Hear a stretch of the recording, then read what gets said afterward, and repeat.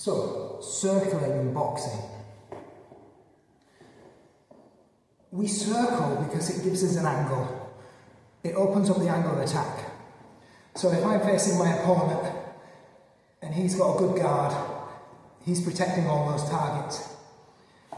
By circling, I open him up at a different angle and I expose targets.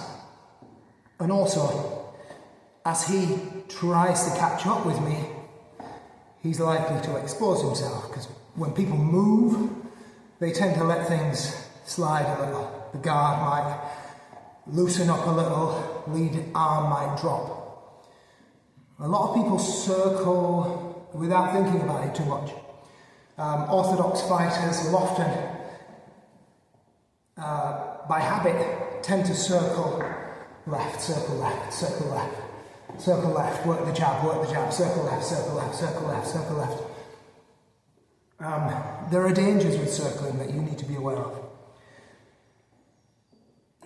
In a simple way, simplified way, this is the way I look at it. Most people are dangerous with a power shot. Usually it's the left hook or it's the right cross. Rarely is it both. People tend to be good with one or the other. Specialists with one or the other. Now, I need to be aware of which this person is. And added to which, if they're a southpaw, it's going to be the southpaw cross. The left cross of a southpaw. Now, where that power hand is, I need to be very careful as I circle into that power hand. If I'm fighting someone who's got a good, powerful right cross, and I'm circling left, I'm circling into that power. I'm making it easier for him to hit me. As soon as I step out that centre line and I circle, I'm making myself more vulnerable to his right cross. Similarly, if somebody's a good left hooker, boom! Whenever I circle right, I'm putting myself into the path of that lead hook, that left hook. Now, I want to circle for a variety of reasons. I want to make those angles so I can attack. But I also need to be aware of what he's going to do. If he's going to use that cross and I see it, when I step back to the right, it makes that much more difficult for him. He's got to cross that centre line now if he wants to hit me with the cross.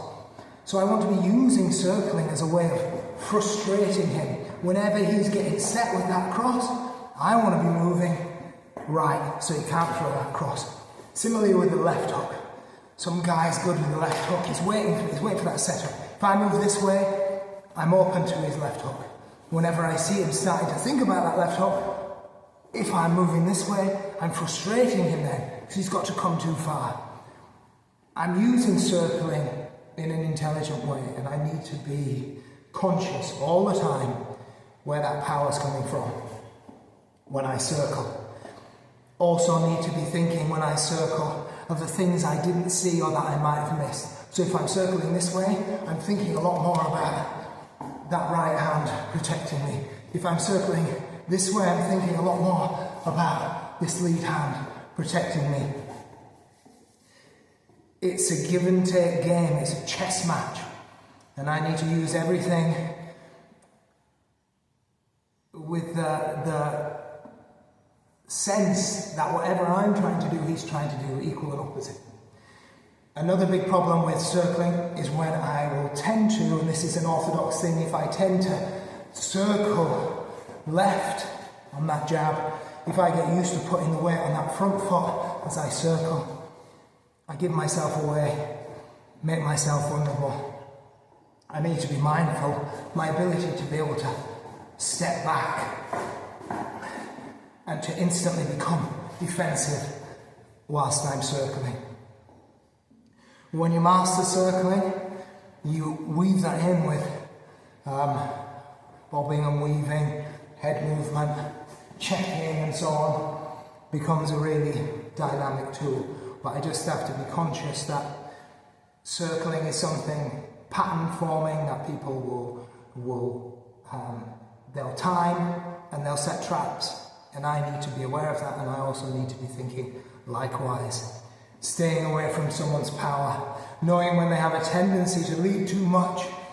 With the jab, for instance, you watch Floyd Mayweather, he's waiting for that guy to overextend with his lead jab so that he can check as he circles out.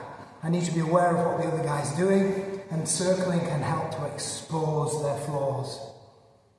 Circling.